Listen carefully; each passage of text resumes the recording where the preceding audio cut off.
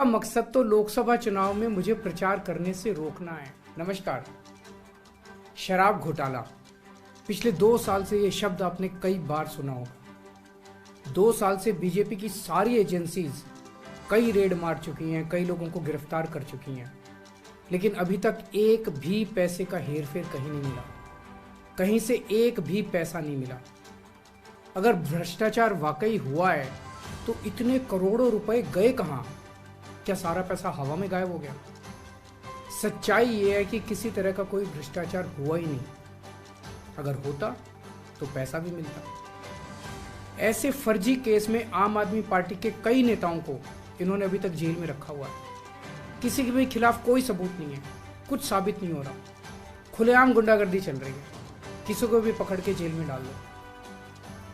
अब बीजेपी मुझे गिरफ्तार करना चाहती है। मेरी सबसे बड़ी संपत्ति, मेरी सबसे बड़ी ताकत मेरी ईमानदारी है। झूठे आरोप लगा के, फर्जी सम्मन भेज के ये मुझे बदनाम करना चाहते हैं, मेरी ईमानदारी पे चोट करना चाहते हैं। इन्होंने मुझे सम्मन भेजे हैं। मेरे वकीलों ने मुझे बताया कि ये सम्मन गैर कानूनी है। क्यों गैर कानूनी है? ये मैंने इनको विस्तार से लिख के भेजा है। मैंने बताया है कि उनके सम्मन कैसे गैर कानूनी है, लेकिन उन्होंने मेरी एक भी बात का जवाब नहीं दिया।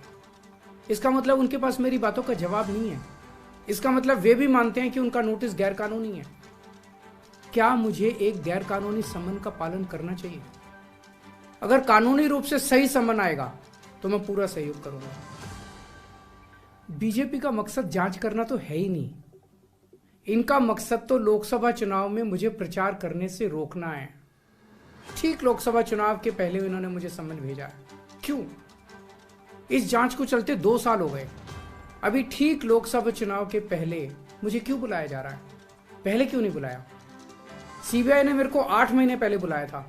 मैं सीबीआई में गया था, उनके सारे जवाब भी दिए थे। लेकिन अब ये लोग ठीक लोकसभा चुनाव के 2 महीने पहले मुझे बुला रहे हैं। तो बीजेपी का मकसद कोई पूछताछ करना थोड़ी है।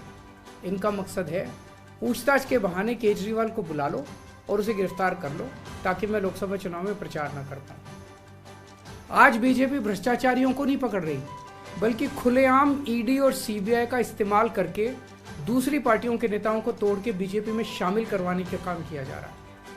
एक नहीं, 2 नहीं, कितने उदाहरण हैं जहां किसी पार्टी के नेता के खिलाफ ईडी सीबीआई के मामले चल रहे थे या उन पे गंभीर आरोप लगे हुए थे। जैसे ही वो नेता बीजेपी में शामिल हुए, उनके सारे पुराने मामले बंद कर दिए गए या ठंडे बस्ते में डाल दिए गए। तो जो इनकी पार्टी ज्वाइन कर लेता है, उसके सारे मामले रफा दफा कर दिए जाते हैं। जो इनकी पार्टी में नहीं जाता, वो जेल जाता है। आज मनीष सिसोदिया, संजय सिंह और विजय नायर इसलिए जेल में नहीं है कि उन्होंने भ्रष्टाचार किया है। वो इसलिए जेल में है क्योंकि उन्होंने बीजेपी में शामिल होने से इनकार कर दिया है। आज हम बीजेपी का मुकाबला क्यों कर पा रहे हैं?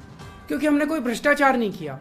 अगर हमने जरा सा भी गलत काम किया होता तो दूसरे भ्रष्टाचारी नेताओं की तरह आज भी हम बीजेपी में शामिल हो चुके तो होते आज तक। इस तरह देश के ईमानदार नेताओं को जेल में डाल के और भ्रष्टाचारियों को अपनी पार्टी में शामिल करवा के ऐसे तो देश आगे नहीं बढ़ सकता। ये क्या चल रहा है? ये जो कुछ भी चल रहा है बहुत खतरनाक है। ये हमारे जनतंत्र के लिए बहुत गलत है। इसे रोकना होगा। मैं हमेशा देश के लिए लड़ा हूं। मेरा तन मन धन देश के लिए है। मेरी एक एक सांस देश के लिए है। मेरी खून की एक एक बूंद देश के लिए है। मेरे शरीर का एक एक कतरा देश के लिए समर्पित है। हमें मिलकर देश को बचाना है। मैं पूरी जी जान से इनके खिलाफ लड़ रहा हूं।